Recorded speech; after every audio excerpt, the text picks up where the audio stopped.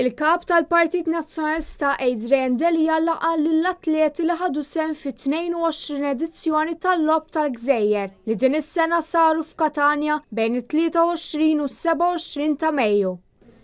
Kollox Malta kienet rappreżentata minn 36 tifel u tifla ta' età bejn l-14 u s-16 sena li kompetew ma' iktar minn 1000 atleta.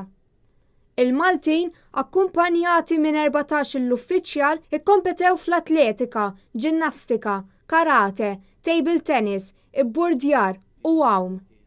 Huma kisbu 10 midalji tad-deheb, 11 fidda u 32 bronz b'midalji miksuba minn kull dixxilpina li kompetew fiha l-Maltin.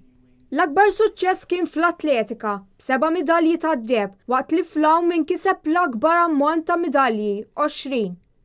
Il-kellim tal-oppożizzjoni Ryan Kallus, responsabbli fost oħrajn miż-żgħażagħ u l-isport, akkumpanja lill-Kap Adrian Delia f'din il-laqa.